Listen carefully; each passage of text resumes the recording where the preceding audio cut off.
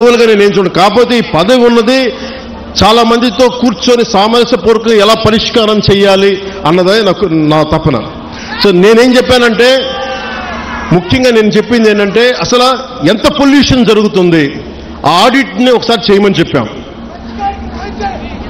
Audit చేద్దాం, అసలు ఎంత కాలుష్యం ఉందనేది చెప్తే అందరూ అడిగారు. జగన్మోహన్ గారు మొత్తం సంఘాల నాయకులందరితో మాట్లాడి, అక్కడ ఉన్న యువతతో కూడా మాట్లాడి, ఈరోజు దాదాపు 100 మంది పైగా వచ్చారు. వాళ్ళందరితో మాట్లాడి మీ ప్రతినిధులుగా మేము అడిగింది ఏంటంటే, జగన్మోహన్ గారు, కలెక్టర్ గారు, కనీసం మాకు 100 days టైం ఉంటే దీని మీద యాక్షన్ ప్లాన్ చేద్దామని ఒకసారి, అంటే ఎలా చేద్దాం దీనికి సంబంధించి.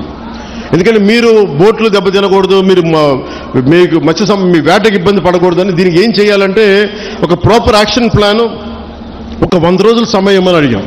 సో మిమ్మల్ని కూడా నేను ప్రతిపాదిస్తుంది, మిమ్మల్ని అభ్యర్థిస్తుంది, మీ అందరినీ వేడుకుంటుంది.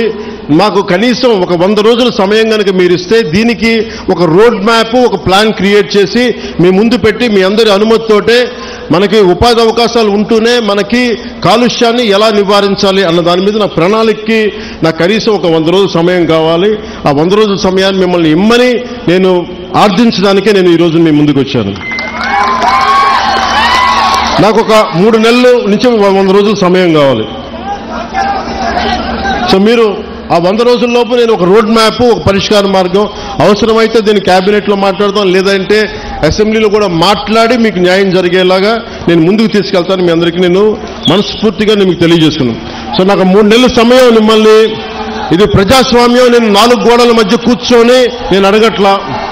నాకు ఒక 100 రోజుల సమయం కావాలి. ఏం చేద్దాం చెప్పండి, అవునా కాదా?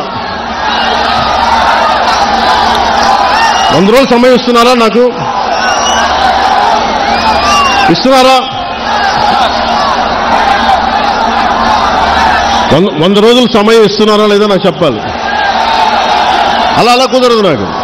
ఎందుకు చెప్తా, మీరు 100 రోజుల సమయం ఇవ్వకపోతే, మీరు 100 రోజుల సమయం ప్రాక్టికల్గా మీరు ఆలోచించండి. 100 రోజుల సమయం ఇవ్వకపోతే, ఎందుకంటే రాత్రికి రాత్రి పొల్యూషన్ ఏం జరుగుతుందో మనం ఆడిట్ చేయడానికి కూడా చాలా టైం పడుతుంది. ఆడిట్ చేసిన తర్వాత వ్యర్థాలు ఉన్నాయి అంటే వీళ్ళకి ఎందువల్ల వ్యర్థాలను విడుదల చేస్తున్నారు. ఎందుకంటే మీరు 4 రోజులు ధర్నా చేస్తే 5వ రోజు పరిష్కారం నిజంగా రాదు. ఎందుకంటే దీని వెనక చాలా ఉన్నాయి. పరిశ్రమలు మనం ఇచ్చింది కాదు, వైసీపీ నాయకులు ఇచ్చింది. వైసీపీ నాయకులు ఇచ్చిన పరిశ్రమలు మన కూటమి ప్రభుత్వం వచ్చిన తర్వాత వచ్చిన పరిశ్రమలు కాదు.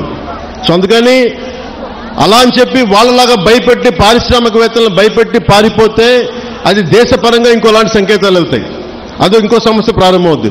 సో మేము ఆలోచిస్తుంది వయా మీడియాగా మధ్యలో పొల్యూషన్ రాకుండా, మన మత్స్య సంపద చనిపోకుండా ఎలాంటి పరిష్కారం వెతకాలి. అలాగే ఓఎన్జీసీ వాళ్ళు